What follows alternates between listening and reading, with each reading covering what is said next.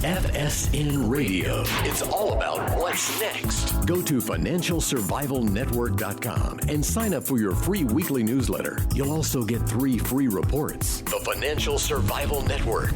It's all about what's next. Welcome. You are listening to the Financial Survival Network, and I'm Kerry Lutz, and today is 2/22/20. Well, month is almost over. The stock market just keeps going up, which is what it's programmed to do. But so have precious metals prices as of late, with gold over $1,600 the ounce, silver over $18 the ounce. Debt? Well, what can you say about debt? There's a reason it's a 4-letter word. It keeps going to new heights.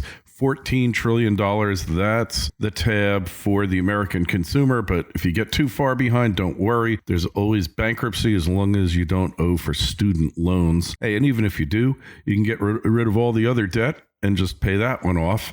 Spend all your income on it. So we're living in the best possible economy, right? Well, what do you think? You think this is the best economy ever? Why don't you email us? Let us know your thoughts. KL@kerrylutz.com. That's the email address. Right now, our good friend of the show, John Grace, is with us now. John, hey, what's a little debt among friends?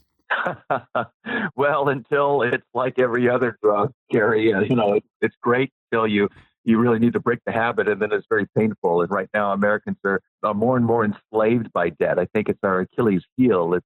I call it a debt catastrophe. Sure, the economy is strong thanks to consumer spending. Roughly 70% of all spending in the country is thanks to the consumer. But the economic growth is masked by, I think, a dangerous hazard that could well lead to our collective downfall. And the funny thing is that it's one of those subjects that nobody wants to talk about, certainly don't want to reveal, and yet the Republicans and the Democrats agree, 94% of Republicans, 92% of Democrats, that when it comes to future generations, they would be better off if the national debt is managed, and this is according to the Peterson Foundation. But right now, it's totally out of whack. Yeah, so right now the national debt on every level is totally mismanaged, and it used to be the way you allocated debt through borrowers was through the interest rate, which was calculated to calculate risk involved with a particular loan. So if you had somebody with no job and no prospects, well, they were out of the system. They had to go to a loan shark. But somebody who's Joe Sixpack, a little irresponsible, he might be paying 20%, and a prime borrower might be paying 3 to 5%. But we don't have that anymore in the market, do we? No, there's no limits. I mean, there used to be usury, right? There used to be limits to the amount of percent of debt or the percent of the loan that you have to pay. I was working with a client, and he just had his brother move in with him because one of the reasons he found out that his brother got to Vegas and got a used car at a great place, had a great name. And then it turns out misses one payment, Kerry.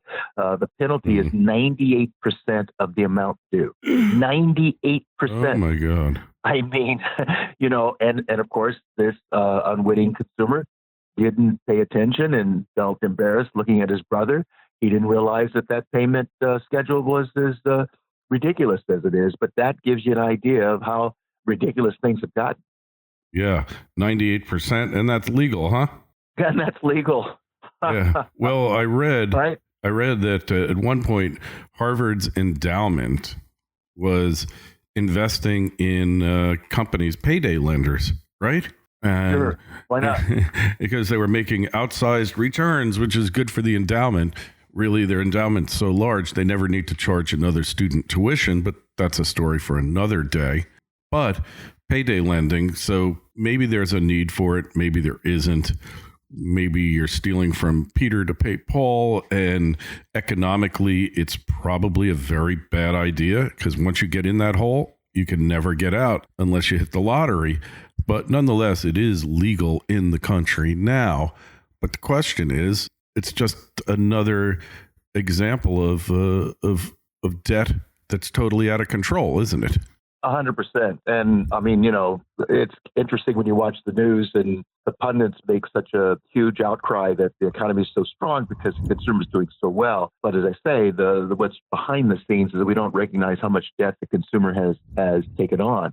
And consumers aren't the only ones. I mean, corporations are doing the same thing. Governments are doing the same thing. The debt levels for the three are higher than they were in 2008. We saw the consumer back off a little bit down to 12 or 13 trillion in 2009. But now it's pedal to the metal. Let's make sure we all look like the Kardashians and let me get all the credit I can possibly get accepted and live as well as, at least apparently, by appearances, it looks like I'm doing really well. But the problem is I'm digging a bigger hole. And what's good for when the consumer is doing well by the economy, oftentimes that's at the expense of doing well by themselves and their families. So there's going to be a come to Jesus moment, if you will, pardon the analogy, where it's just not going to be sustainable. My grandfather, who mentioned on the show many times, you've heard me mention him, had an 8th grade education, but he always said, if you're paying interest on interest, you got a problem.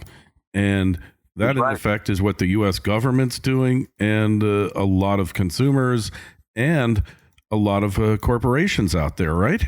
Absolutely. I mean, when you take on a loan, it's a promissory note, which means you are obligated to, place those funds in the future, and that just eradicates any other options, whether it's for growth, or whether it's for income, or whether it's for an investment, whether it's towards a retirement, fund, or whether it's to open a building, open a business.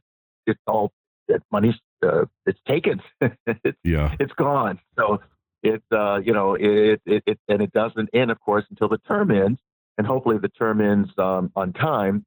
But we also know, we saw enough of this in 2008, that you can have a first, second, third, fourth on your home and do fine as long as you're making all those payments. Miss one payment and the whole house of cards comes crashing down.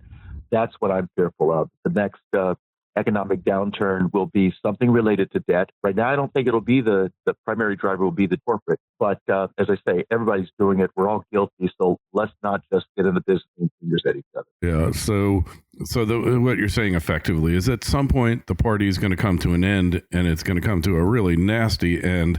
It's kind of like when you're one of the last two drunks left in the bar, and then the bartender tosses you both out on the street, and you've been there all day.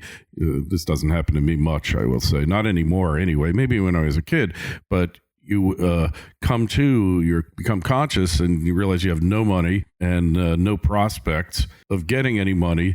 It's got to be a pretty frightening wake-up call, isn't it? FSN Radio. It's all about what's next. Arcana Corporation is on the verge of bringing the world's highest grade silver mine into production. The Revenue Virginius mine in Colorado has proven improbable silver reserves grading nearly 37 ounces per ton silver, with an all-in sustaining production cost of only US $8 per ounce of silver. The mine is fully permitted with infrastructure already in place, and the company has announced they plan to commence production in 2020. Achieving successful production usually results in a significant upward share price re-rating on the Lassonde curve. Arcana trades under the ticker AUN in Toronto and AUNFF in New York. To learn more, go to arcana.com. That's AURCANA.com.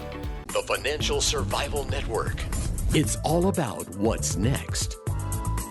Oh, indeed. I mean, it looks like consumer debt have grown about 500% today from where it was in 1987. And that's where we all learned to try and live within our means. But right now, we're throwing that maximum out the window. And as I say, getting as much debt as we possibly can to make it by appearances demonstrate that we're doing well. And let's be honest, the part of the problem, Kerry, is another one of the things that we hear in the news about the increase in wages. But the fact is, the wages aren't keeping pace with prices, like for cars and houses and education and healthcare. So while it may be a 4% increase, for some folks at the lower level, that's nice, but they're not doing as well. In fact, their purchasing power for most of us is not as good today as it was 10 or 20 years ago. So this is the individuals just trying to say, as I say, put duct tape on the problem, make it all go away, but masking everything to make it look like everything's just fine.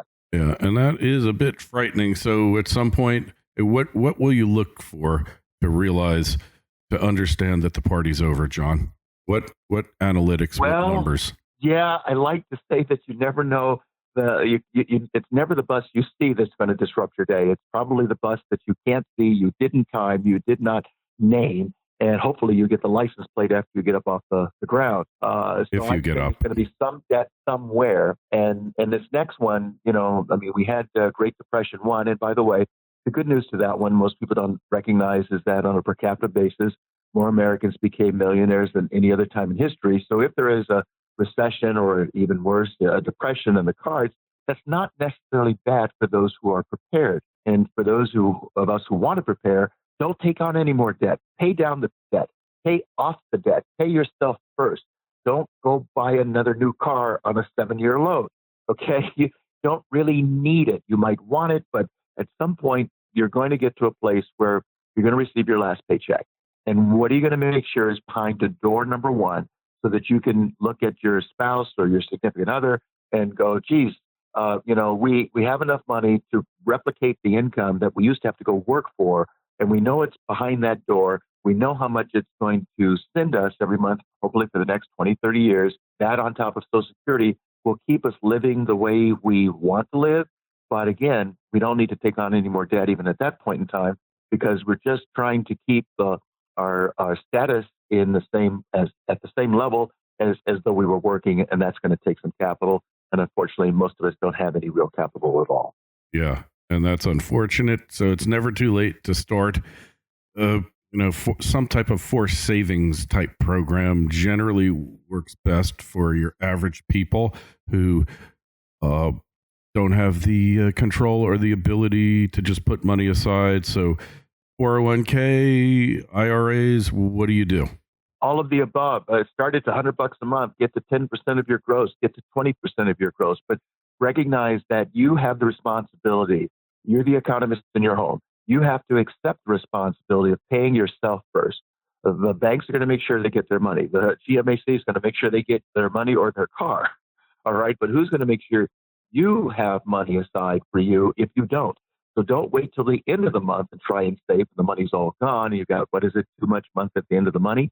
You start at the beginning of the month, put your $100 aside. Don't worry about what the market does, how the economy goes, what happens with interest rates. Your job is to make sure we're working with a 24-year-old, just graduated from college and hoping to get a $60,000 job, annual paying job, right? And now we see his target's like $3 million. That sounds like a lot of money. But when we back into it from the standpoint of getting like a 6 or 7% return, starting at 24, and retiring at 70, his target is $3 billion. And to get from here to there, I think the contribution level was somewhere around $400 a month. I mean, that's some money. It's not a whole lot. And you wait till your 40s, it might be 2-3 times that, $1,200 a month. So that's why you want to use time to your advantage. Like you said, it's never too late. And it's always nice to see an account that's growing. It's nice to see that there's some reserves somewhere. What is it? 40% of us can't put our hands on $400 in an emergency. This goes to show you we're really living on borrowed time, literally. Yeah. I tend to doubt those statistics, honestly, John, but I don't think it's good. Don't get me wrong. Right. I'm not saying, hey, nothing to worry about here.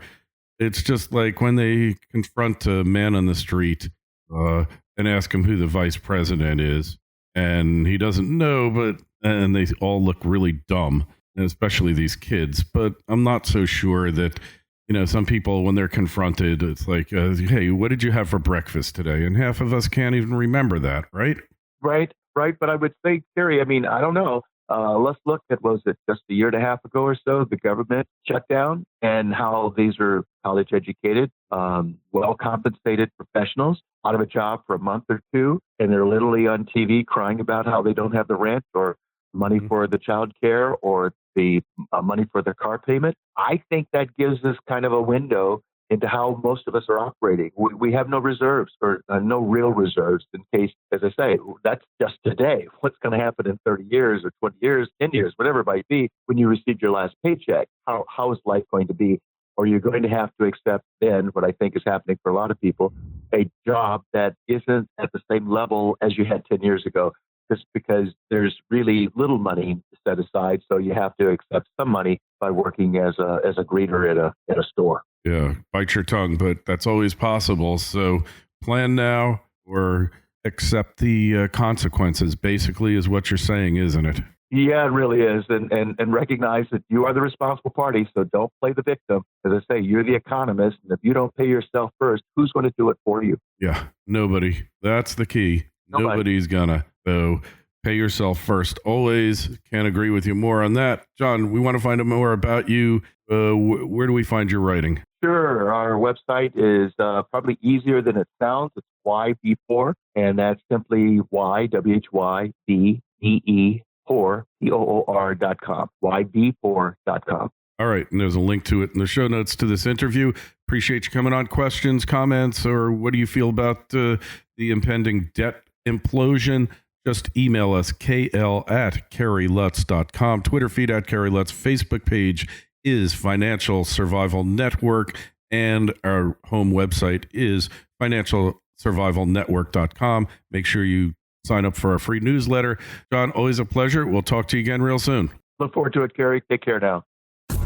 FSN Radio. It's all about what's next. Go to financialsurvivalnetwork.com and sign up for your free weekly newsletter. You'll also get 3 free reports. The Financial Survival Network. It's all about what's next.